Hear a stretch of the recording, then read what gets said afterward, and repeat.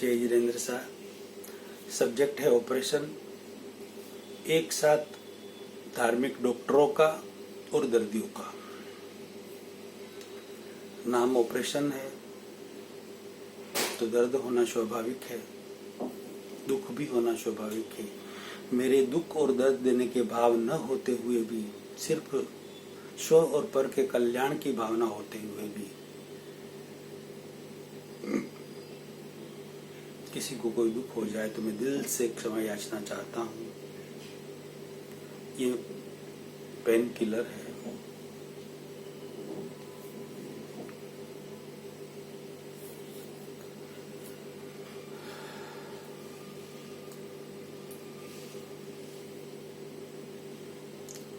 Operation में थोड़ी दर्द दुख भी हो सकता है, कोई अदरवाइज न ले, मगर रियलिटी जो है वो यदि समझ में आ जाए और कुछ परिवर्तन और बदलाव हो जाए तो लाखों करोड़ों लोगों का आत्म अहित हो रहा है वह हित में कन्वर्ट हो जाएगा।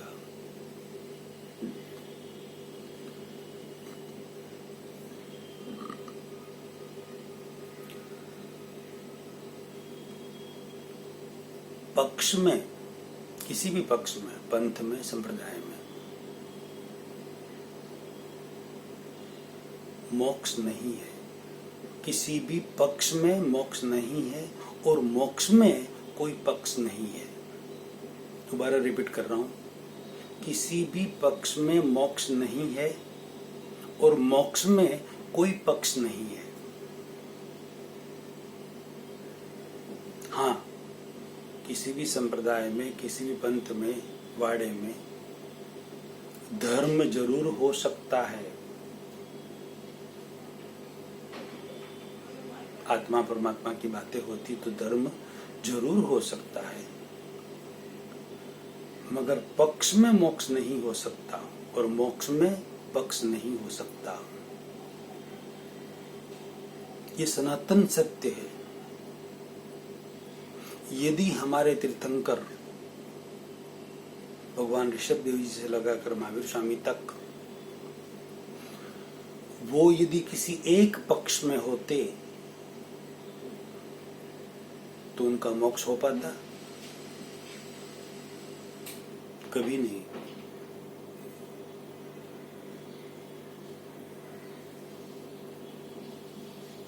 अनेकांतवाद, सयादवाद को स्वीकारने वाले थे वो किसी भी एक पक्ष में नहीं थे। वह सबके व्यू पॉइंट को समझने और स्वीकारने वाले थे। किसी को नहीं कह सकते कि अनेकांतवाद के अनुसार कि तू ही गलत है या मैं ही सही हूं। ऐसा नहीं हो सकता। सामने वाला अपने व्यू पॉइंट के अनुसार 100% सही है, मैं मेरे व्यू पॉइंट के अनुसार सही हो सकता हूँ, सामने वाले के अनुसार सही नहीं भी हो सकता। लेकिन मैं सामने वाले को यूं नहीं कह सकता कि आप गलत हैं। मैं पक्षपात नहीं कर सकता। जहां पक्षपात है वहां मोक्ष प्राप्ति को भूल जाइए। धर्म हो सकता है, पुण्य हो सकता है,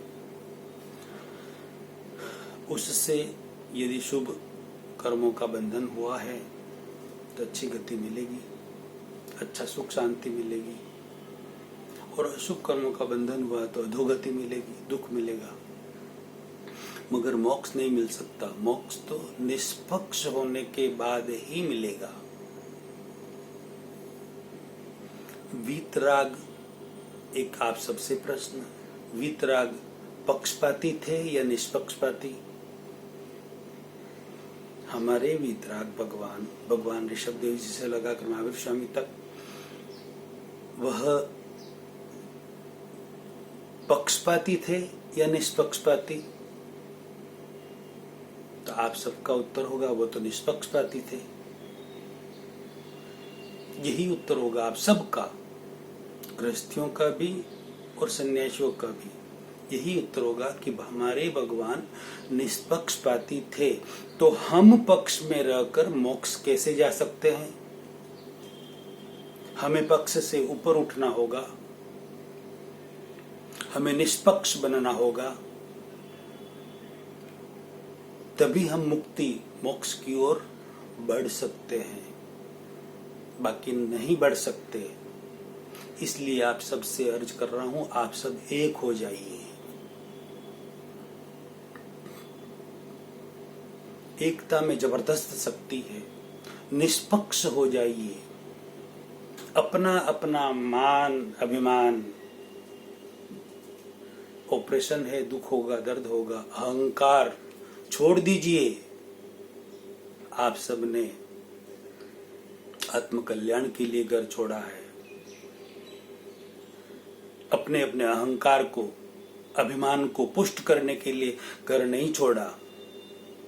आत्मकल्याण खुद का भी कीजिए और श्रावक श्राविकाओं का भी आत्मकल्याण के कार्य में आप सहयोगी बनिए।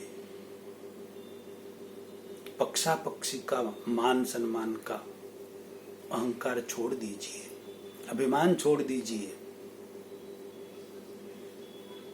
मैं आप सबकी बात नहीं कर रहा, जो इस तरीके से जीवन जी रहे उनकी बात कर रहा हूं।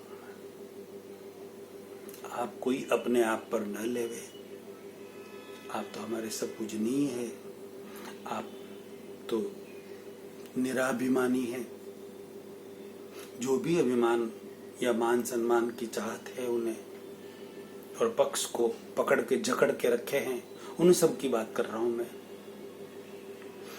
तो पक्ष को छोड़कर निष्पक्ष होकर एकजुट में बंध जाइए, एक हो जाइए। एकता में जबरदस्त शक्ति है।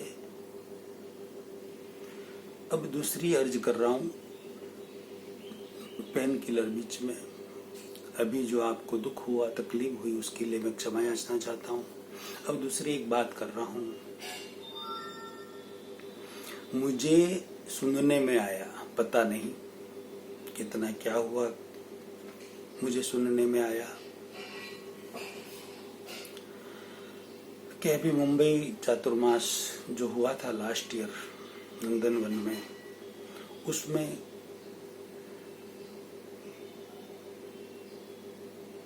कई करोड़ रुपए लगे व्यवस्था में। कोई तो कह रहे 80 करोड़ लगे, कोई कह रहे 90 करोड़ लगे, कोई कह रहे 100 करोड़ लगे। और 100 करोड़ रुपए उस व्यवस्था के अंदर लगे। और फिर ऐसा भी सुनने में आया कि 100 करोड़ सारे श्रावकों के पूरे भारत में से वहां पर आना जाना, रहना, खाना पीना, ये वो, उसमें और लगे। यानी कि 200 करोड़ रुपए का खर्चा हुआ एक चातुर्मास में। और चातुर्मास संपन्न हुआ,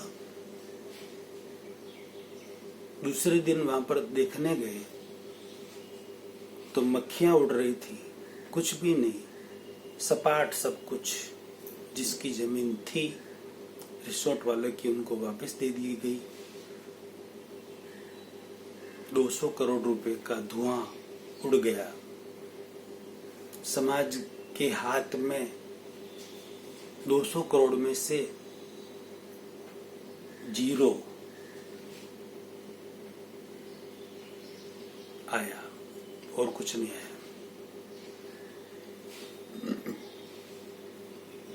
ये हर साल हो रहा है, कभी कम होता होगा, कभी थोड़ा ज्यादा होता होगा, हर साल हो रहा है।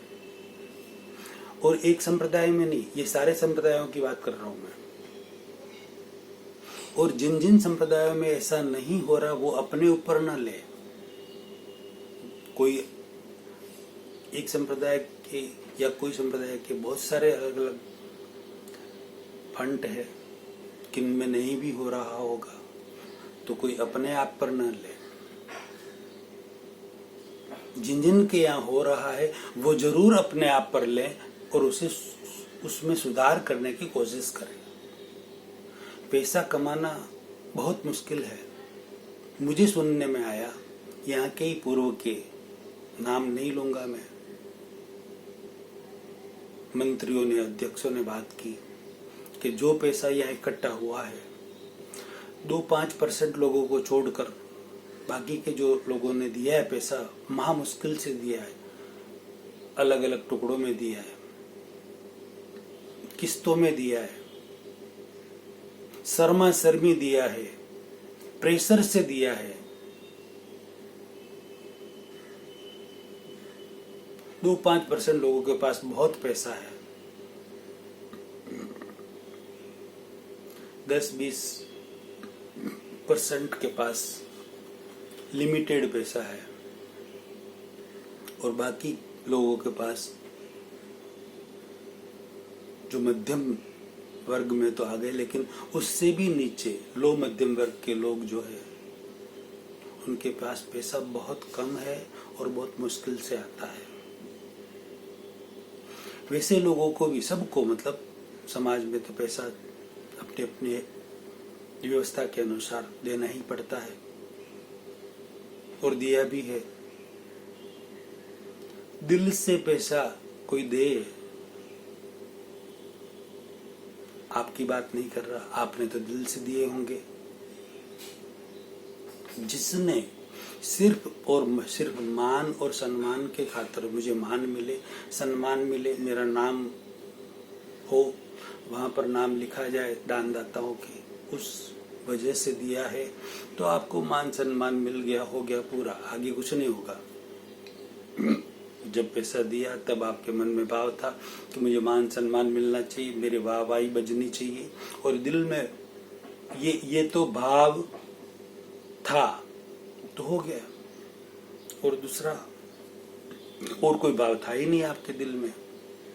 सबकी बात नहीं कर रहा मैं, आप तो अच्छे भाव से दिए होंगे कि मैं दान दे रहा हूं, मुझे इस दान का पुण्य मिले, बहुत अच्छी बात है। मगर जिन्होंने सिर्फ मान सम्मान के खातिर ही दिया है, उनका मान सम्मान हो गया, पैसा पूरा, फिर भले करोड़ों रुपए दिया, कोई फर्क नहीं पड़ता उससे, आगे उनके लिए कुछ नहीं है। और मान सम्मान बढ़ा, हाँ आगे उनके लिए है ना, मान सम्मान बढ़ा और मान सम्मान मान पुष्ट हुआ, मान कसाय, तो उनके लिए मान कसाय यानी कि क्रोध मान माया लोभ कसाय पुष्ट होने से अधोगति का रास्ता बना रहे हो। और पैसे से, बड़े बड़े पैसे देकर पद खरीद रहे हैं। स्पष्ट बात है ये, बड़े बड़े मोटे पैसे देकर अध्यक्ष का, मंत्री का, कार्यकारिणी के बहुत सारे पद खरीदे जा रहे हैं, पद बेचे जा रहे हैं और पद खरीदे जा रहे हैं। फिर उनकी लायकात उस पद के ऊपर रहने की है या नहीं वो पता नहीं, पैसा दिया तो पद मिलेगा। उनको माइक पर बोलना भी नहीं आता, इतनी लंबी लिस्ट लेकर खड़े हो जाते हैं और उनको समय भी देना पड़ता है। गुरुदेव के सामने, सब गुरुदेवों के सामने समय भी देना पड़ता है, 15 मिनट या आधा घंटा तक वो बोलते ही रहते हैं। पब्लिक उनसे कंटालती है, बोर होती है, फिर भी उनको सहना पड़ता है। कितना गलत हो रहा है ये। ऐसे ऐसे भी संप्रदाय मैंने देखे हैं, करोड़ों करोड़ों रुपए देने पर भी किसी का वहां कोई नाम नहीं, गुप्त दान ही होता है वहां पर, और कोई दान नहीं होता। गुप्त दान, इस हाथ से दिया तो इस हाथ को पता नहीं चलता है। ऐसे ऐसे संप्रदाय भी है, तो उनको बहुत अच्छा पुण्य मिलता है इस भव में भी और अगले भव में भी। बहुत अच्छा होता है उनका जो गुप्त दान देते हैं। बाकी मान सम्मान के खातिर जो देते हैं।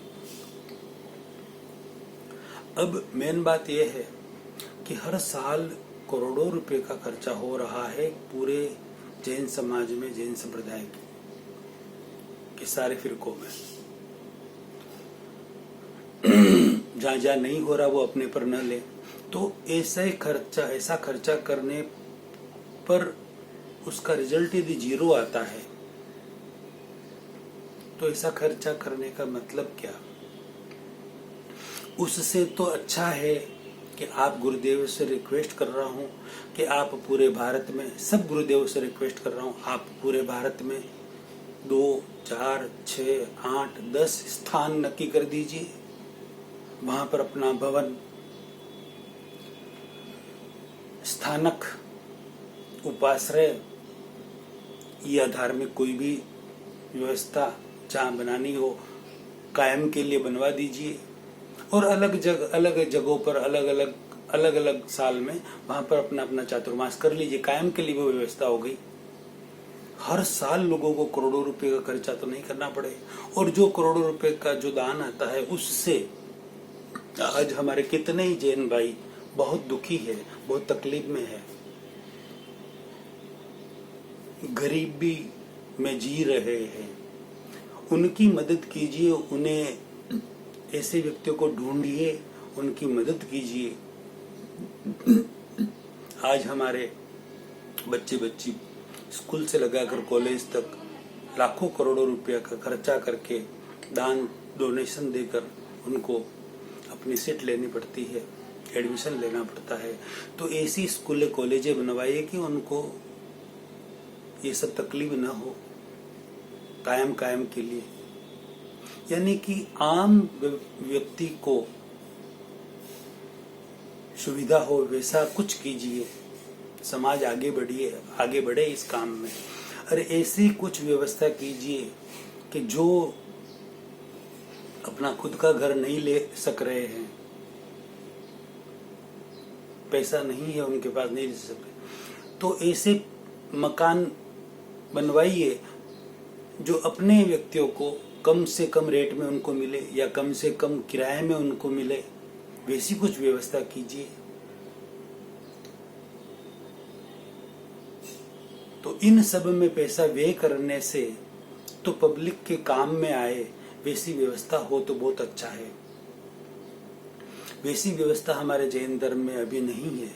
बहुत सारे धर्मों में, बहुत सारे संप्रदायों में अलग अलग बहुत सारी ऐसी अच्छी से अच्छी व्यवस्था है और कर भी रहे हैं लोग। उनसे सबक लीजिए। और स्टेज पर गुरुदेव आपके सामने भी, साधु संत आपके सामने भी, बहुत सारे श्रोता, अरे वक्ता जो 2-2 मिनट की बात के लिए 10-10, 15-15 मिनट और 5 मिनट की बात के लिए आधा घंटा, घंटा माइक को छोड़ते नहीं और पब्लिक बोर होती रहती, कंटालती रहती है। उन्हें सुनने के लिए वो नहीं आए हैं। वो आप गुरुदेव, आपका व्याख्यान, आप सब चारित्रात्मय, आपका व्याख्यान, आपके मुखारविंद से वो सब सुनने आए हैं।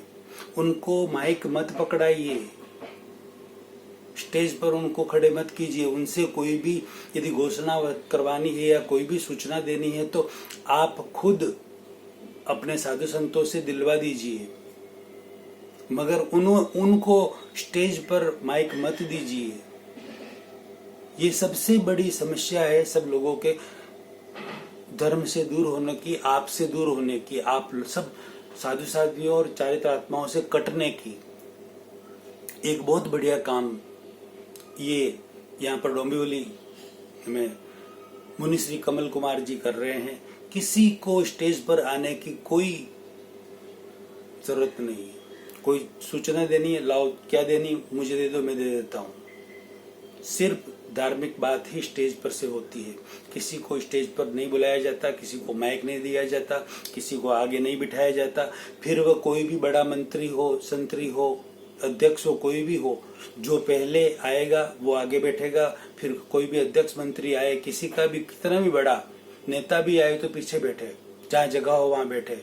ये व्यवस्था उनके यहाँ है, बहुत अच्छी बात है। ऐसी व्यवस्था पूरे जैन समाज में होनी चाहिए। ये कमल मुनि साधुवाद के पात्र है।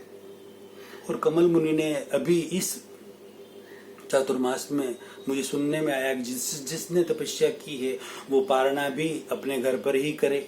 कोई उस तपस्या के लिए आडंबर न करे, कोई उसके लिए भोजन वगैरह की व्यवस्था ना हो। बहुत बड़ी बात है ये, बहुत बड़ी बात है। ये पूरे समाज को मुनि श्री कमल कुमार जी से ये सबक सीखना चाहिए और ये सब व्यवस्था होनी चाहिए। क्षमा याचना दोबारा, किसी को कोई दुख दर्द हो गया हो तो मैं क्षमा मांगता हूँ। वीडियो कैसा लगा प्रतिक्रिया दे, यदि अच्छा लगा हो तो लाखों करोड़ों व्यक्तियों तक पहुंचाएं और अनुमोदना का पुण्य कमाएं। अगला प्रवचन अगले वीडियो में। जय जिनेन्द्र साहब।